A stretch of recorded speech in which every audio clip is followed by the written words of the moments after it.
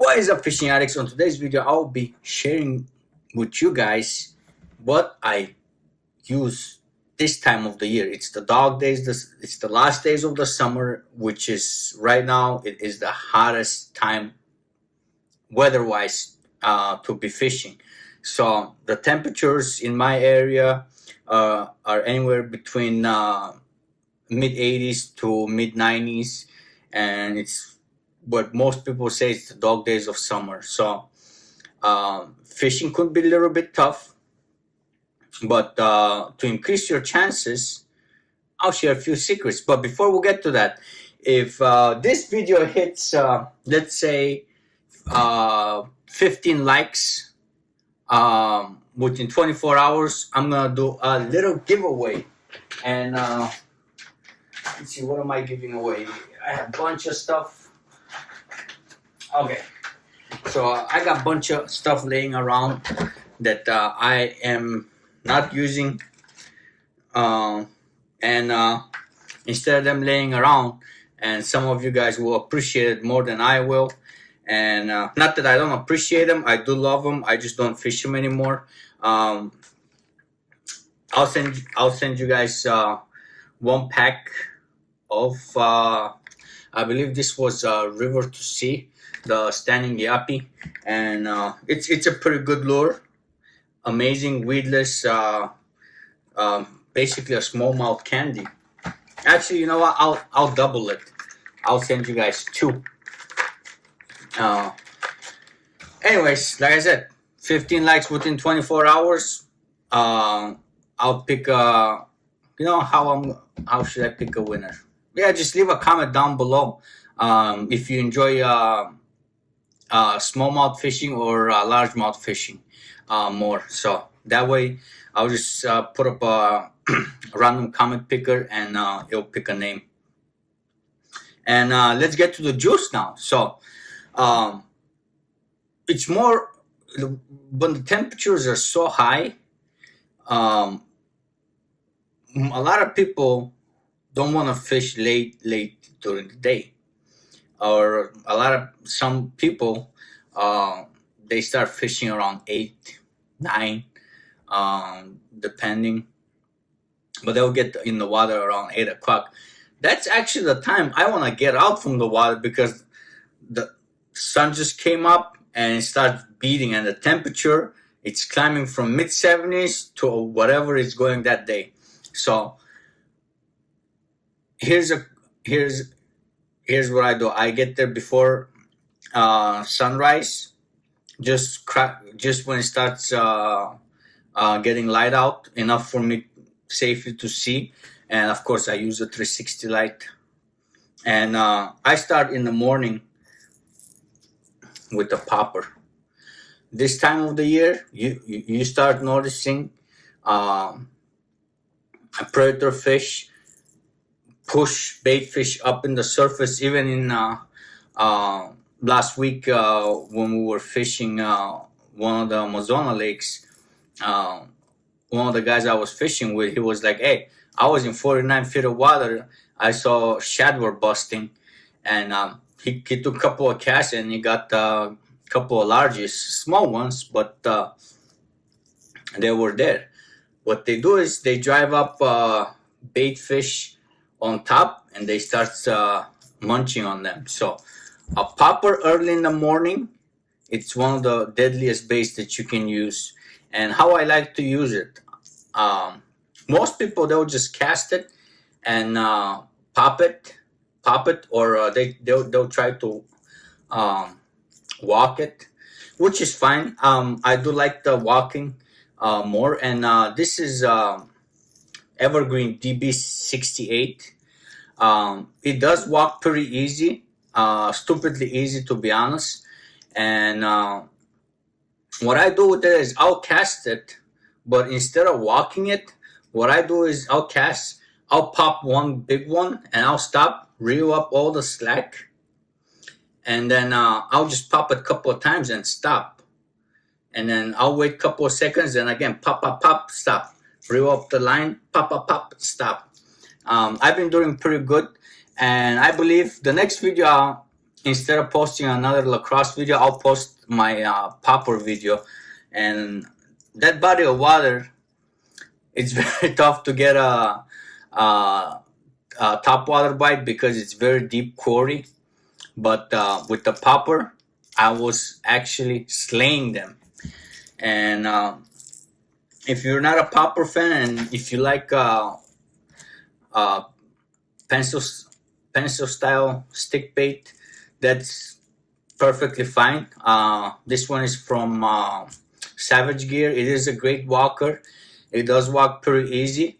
Or you can pop the propellers and you can use it as a whopper popper. Almost it's like same action as whopper popper. It does create a little bit bubbles on the surface, and it's pretty good. I'll make a comparison video between this and the whopper popper. So now it's more light out. Sun is risen, and what happens is bass are still in front of the grass, or cattails or whatever, or I forgot the grass name, but the one that sticks out from the water, cattails. There we go. So they're not still inside the grass. They're still in front. The sun is just raising up. So what I like to do is, if it's not windy, and if I'm fishing a shallow grassy area, and I'll pop a swim jig. And depending on how thick the grass is, I adjust my weed guard. I use a pretty soft one, but sometimes when I start missing fish, and if it's not a deep cover, I'll adjust it. I'll take a couple of notches off from this. So I'll use either a shad pattern or bluegill pattern, and depending how stained the water is, and I'll use like I said, I'll use a different color, and sometimes I'll just use a swim jig with the flash, some type of flasher. Chatterbait works, and spinnerbait, but I feel like when I'm using a chatterbait, it's pretty aggressive. I'm looking for the most aggressive fish, and I tend to catch the smaller ones, and sometimes I feel like it's scaring the fish. Depending, I mean, chatterbait has its time and place, but not always that I'll tie one up and fish it, especially in more pressured areas and clear waters. I try to avoid it, and most of the areas I fish are pretty pressured. So this type of subtle bait with a lot of flash, it'll get me that extra bite. And then once that we're around 8 o'clock, or there is a little bit of and then the wind starts picking up. Usually once the sun comes up around right around 8-ish, that's when I go for a crankbait,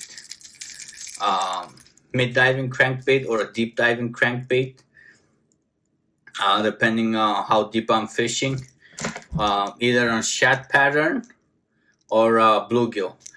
This is a mid-diver. I believe it dives up to 8 feet, depending on your line. I don't really mind if it's a flat side crankbait or a round one like this. I like to use Yuzuri because of the weight transfer system. I tend to cast these a mile away, and it's a lot easier to cast them than other brands. That's the only advantage of it, and it does have pretty good hooks, and I don't know if you guys can see, but it does have a nice shine to it. Like I said, I'll use a shad pattern or bluegill, and once the sun starts coming up, what happens is fish that were in shallow, anywhere between 0 to 5 feet, and they're gonna start moving to deeper ground or deeper in cover. And when it's 100 degrees outside, I really don't want to nitpick grass areas.